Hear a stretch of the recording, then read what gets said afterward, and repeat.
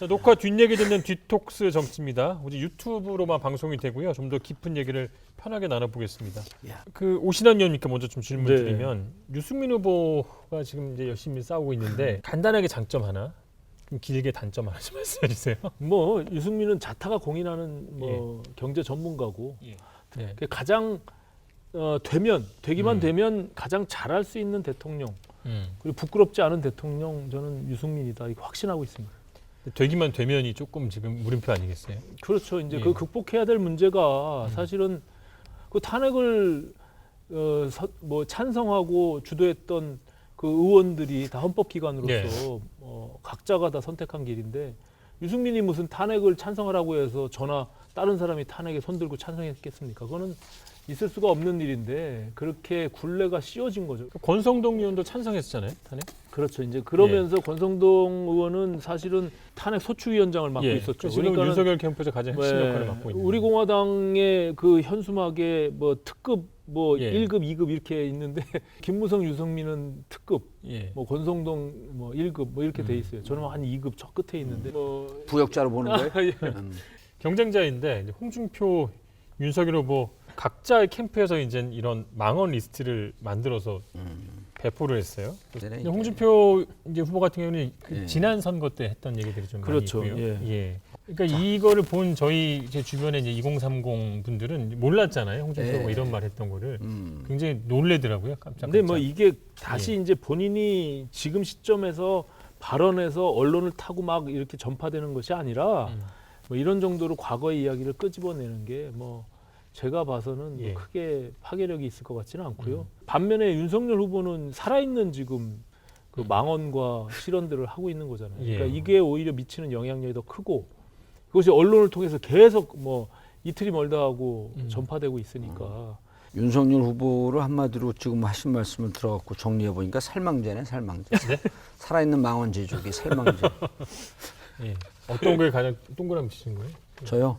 후쿠시마 원전 방사능 유출은 기본적으로 안 됐다. 이거는 방사능 문제뿐만 아니라 반일 감정을 갖고 있는 사람들도 열받게 만들었는데 어쨌든 그 일본과는 무조건 싸워야 된다. 이제 전 국민이. 사실상 정치권에 들어와서 너무 쉽게 생각한 것 같아요. 그냥 뭐 본인이 뭐 평소에 그냥 이게 툭툭 던지는 말들을 사실 정치인은 365일 24시간 누군가 날 보고 있다. 이렇게 공인으로서 네. 인식하면서 발언하고 행동해야 되거든요. 근데 그런 것들이 익숙치가 않은 거죠. 어찌 보면 정말 정치적으로 성찰이 되어 있고 정치적으로 고민이 되어 있는 후보였었다고 한다면 무척 상대하기 어려운 후보가 될 뻔했었죠. 예. 진보 진영에서 여러 같은 지지를 받으면서 그 등장을 한 거거든요. 진보 진영에서 욕을 먹으면서 나간 게 아니라 진보 진영을 거의 반으로 분리를 시켜버렸어요.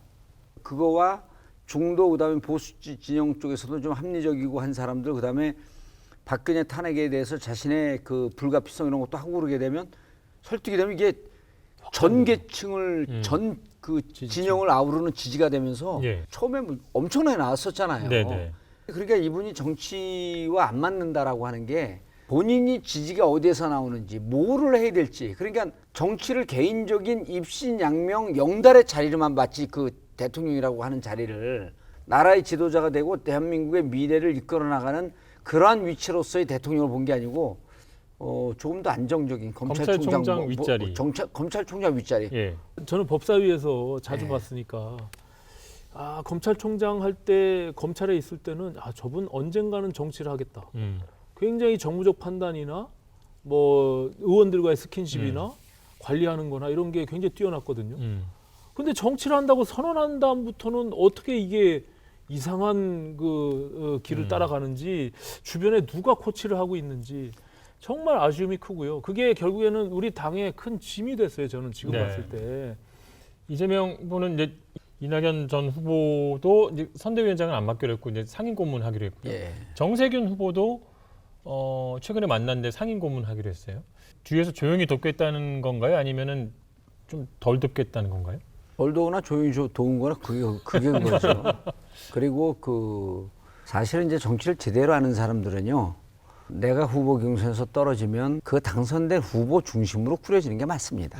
개인이 또 선대위원장 들어가고 감나라 배나라 하면서 조직이 우당탕탕하는 것보다는 방식은 그게 맞아요. 근데 예. 이제 형식적으로 공동 선대위원장을 맡으면은 그림은 더 좋았을 터인데 실제 막상 하다 보면 그쪽 분들 와갖고 그 일정하게 예우하면서 자리를 주는 거지. 선거는 통합력 있게 일사불란하게 가져야 되거든요. 예. 그래서 저는 지금 구도가 조금 아쉽긴 하지만 예를 들어갖고 지금 홍준표 후보가 되든 유승민 후보가 되든 윤석열이 되든 나머지 후보들 공동 선대위원장 맡아줄 것 같습니까? 저렇게 그냥 박터지게 싸웠는데 맡아야죠. 적보다 더 미운 동지가 되는데. 예. 자, 오늘 여기까지 듣겠습니다. 예. 수고하셨습니다. 고맙습니다. 고맙습니다. 예. 이번 주 시사토크 알고리즘도 잘 보셨습니까? 화면 왼쪽을 눌러서 돌아저 채널을 구독해 주시면 알고리즘과 함께 돌발 영상, 뉴스가 있는 저녁 등 YTN의 간판 시사 프로그램을 함께 보실 수 있습니다.